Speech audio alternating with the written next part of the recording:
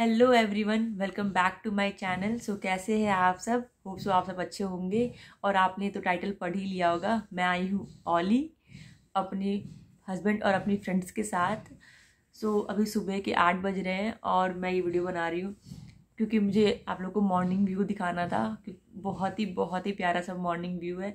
जहाँ पे हमने होटल लिया है वहाँ से नंदा देवी पर्वत दिखती है और बाकी हिमालयज माउंटेन्स है। तो आप प्लीज़ पहले उसे एंजॉय करें, उसके बाद हम बाकी सारी बातें करेंगे।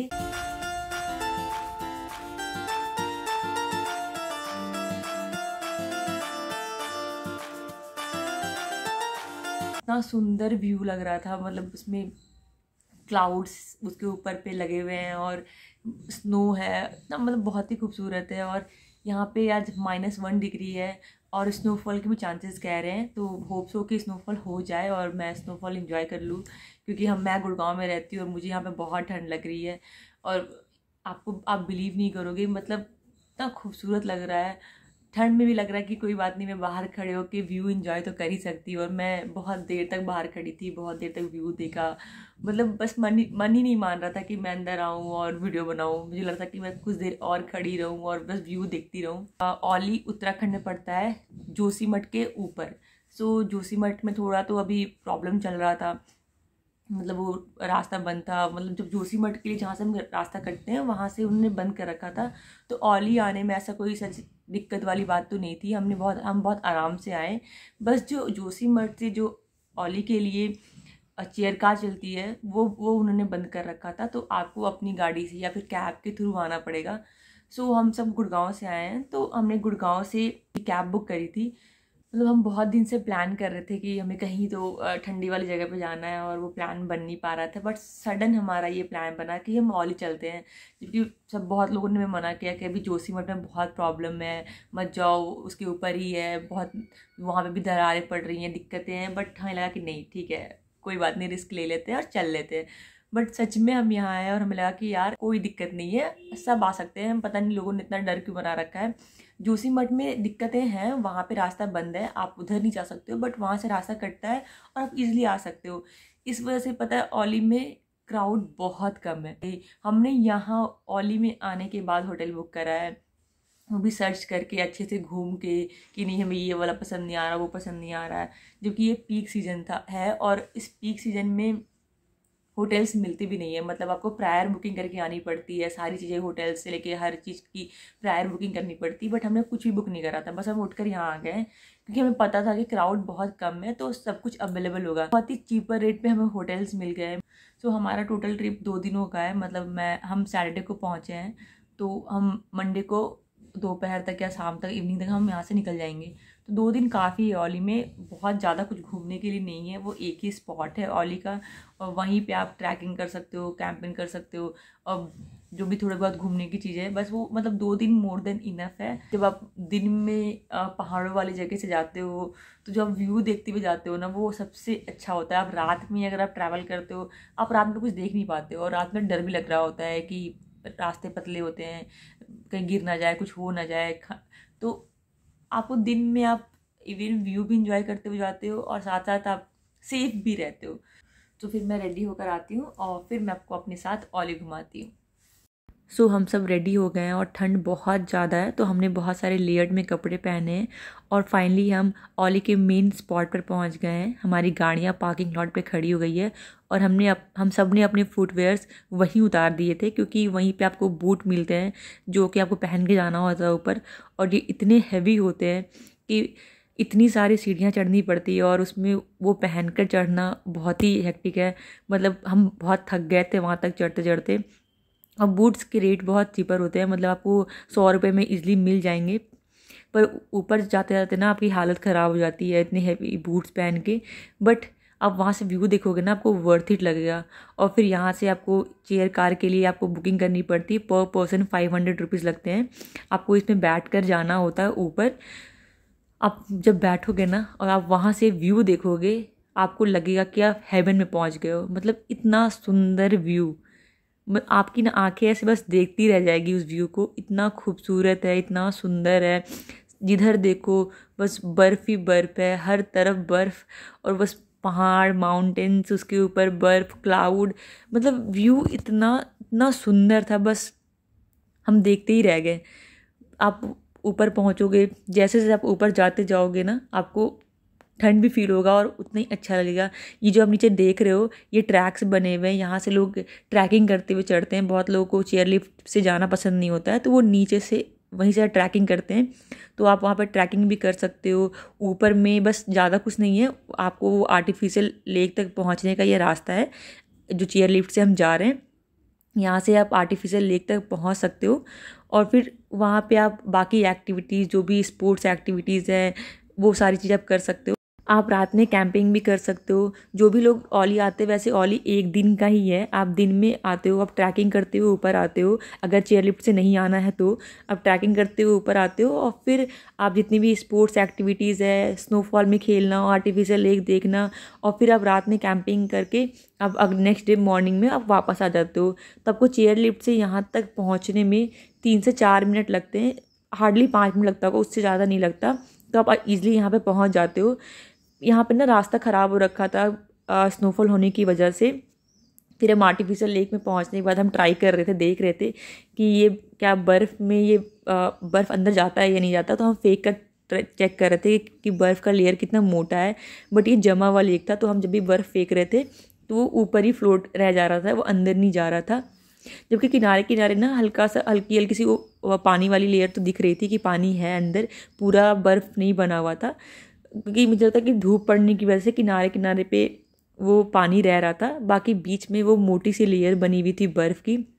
और क्राउड क्या ही बताओ, बहुत कम क्राउड था जोशीमठ की वजह से। सो हम बहुत ईजिली इंजॉय कर रहे थे, क्राउड बिल्कुल नहीं था, हम हर चीज़ में बार्गिन कर रहे थे। सो हमने ये मोटर बाइक भी राइड किया, हमने इस पर भी बहुत बार्गिन किया। वो ईजिली हमें मतलब पेयर पे हमें उन्होंने 600 रुपये पे दे दिया था, जबकि वो सिंगल पे 600 बोल रहे थे, बट हमें पेयर पे 600 पे दिया था। और उसमें आप 2 राउंड लगा सकते हो। जोशीमठ की वजह से इनका जो भी सोर्स ऑफ इनकम था वो बहुत कम हो गया है, तो आप बार्गेन करने पे वो ईजिली मान जा रहे थे। मतलब आप आराम से बार्गेन कर सकते हो, वो ज़्यादा चिक चिक नहीं कर रहे थे बार्गेनिंग में।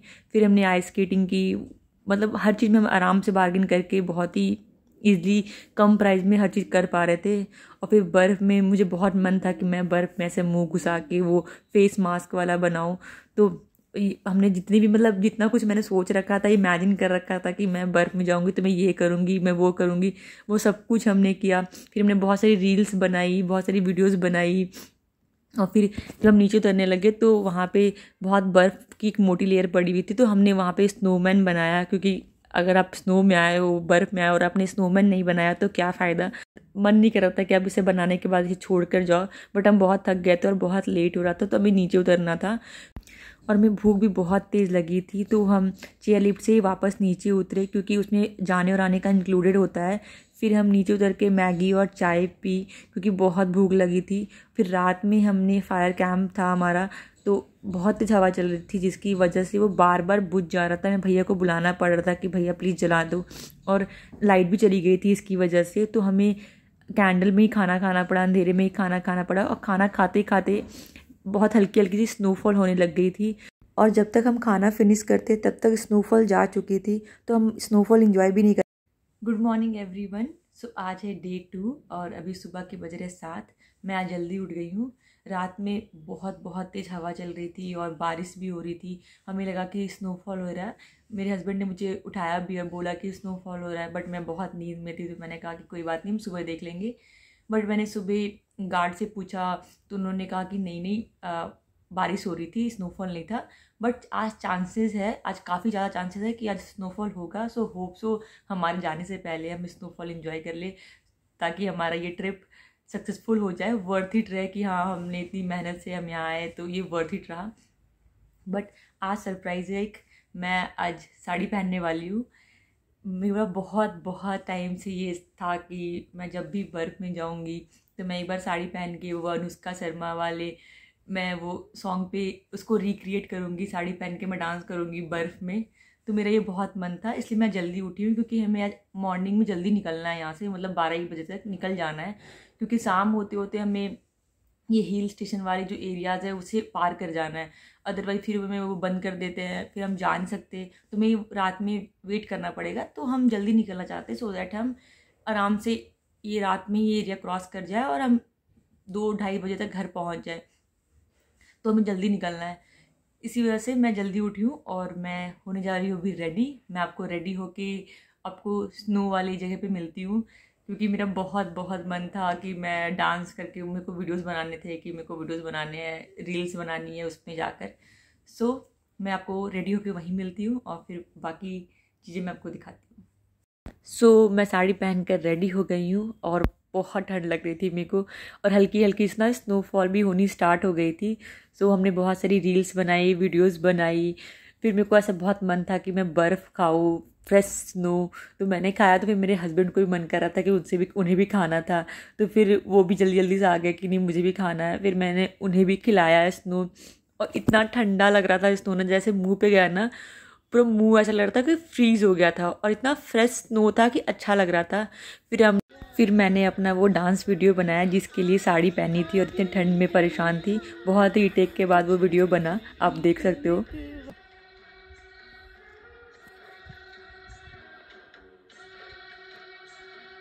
मुकेश अपना स्लोमो बनवा रहे थे पीछे गिरने वाला। वो जैसे ही गिरे, शायद नीचे पत्थर था, उनको बैक पे चोट लग गई, बट हम फिर भी नहीं रुके। हम बहुत देर स्नो में खेलते ही रह गए।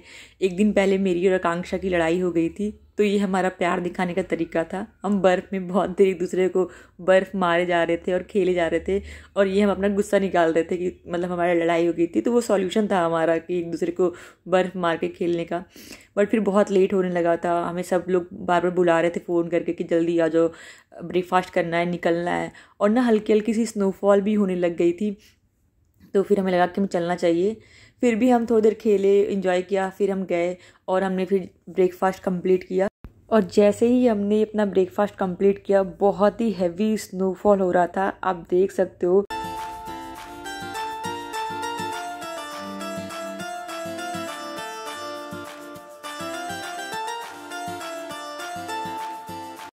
हमारा सपना पूरा हो गया ओली आने का, मतलब स्नोफॉल देख लिया और कुछ नहीं चाहिए था।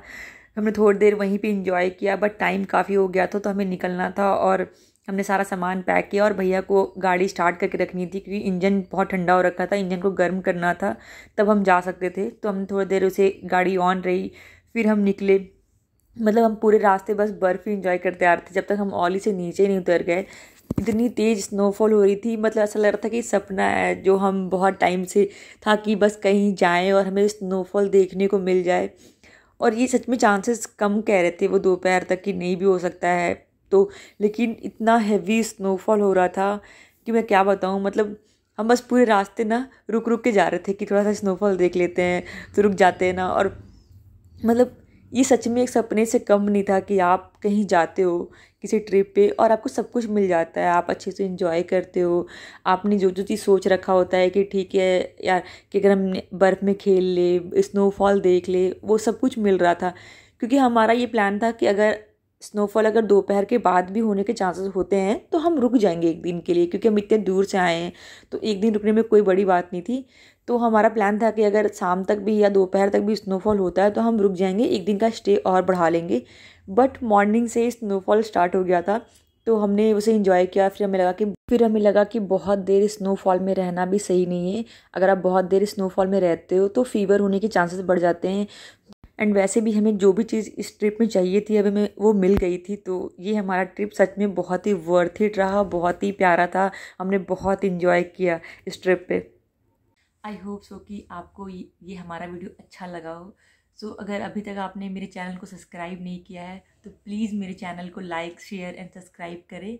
मैं आपको जल्दी ही अगले वीडियो पे मिलूँगी, और इसी तरह मेरे चैनल को प्यार देते रहे। So thank you for watching.